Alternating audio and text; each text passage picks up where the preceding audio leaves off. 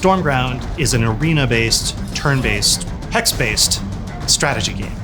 High fantasy and massive magic and crazy gods and all this awesome stuff. And this is something that I don't think anyone's ever really seen before in a game.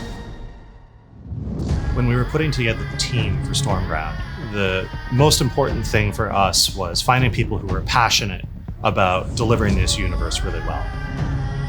Warhammer's always been this interesting thing to me because it's something the fans of collect.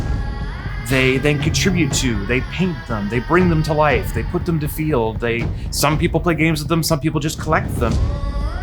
They spin their own lore around it and they go to the lore, and it's super exciting because I've never gotten to work with an IP or brand like that before. They're all unique and they're all different. You've got your Stormcast, who are these cool knights, and you got these ghosts who are like creepy bits of rag, with bits of armor on them, floating around, doing their thing. Even though in our game, the units might be this big, if you zoom in, those details are there. And we did that because we know that the audience is really attached to that level of fidelity and that level of realization. And we, as fans of this IP, we want to be able to do that too, so that that is the most accurate rendering of that unit that we could have possibly done. So while the combat and the factions were fine, the context for them felt like we couldn't quite marry the epic to the micro. But seeing these encased battles, that was the piece it's like, oh, that's how we structure. We practically group hugged. It was really an excited moment.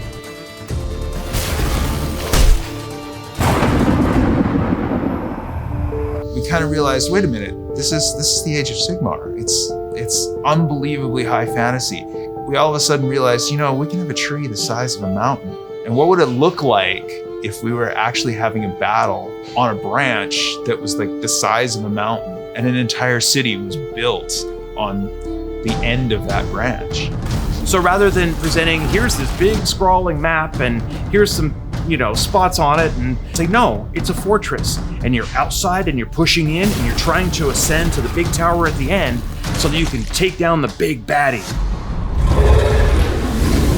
One of the first units that we wanted to try and bring to life in the most genuine way that we could was the Lord Celestin riding the Star Drake. This was super exciting for me because it's the first time I've ever really gotten a chance to bring a dragon to life in a game. You feel the ground rumble. It's like swooping over, breathing fire, blowing the crap out of these hexes. If you're new to the Warhammer universe, you're going to find a bunch of mechanics from other games that are really familiar to you. If you're familiar with Civilization's hex movement rules, you're going to see that there. And if you're familiar with how the draws work in card games for placing your units and how we spend our resources, that'll seem familiar to you. Part of our goals with this product is to take players who are interested in strategy games into the Warhammer universe and show them how beautiful it is. There's so much great lore and great characters to play with in that.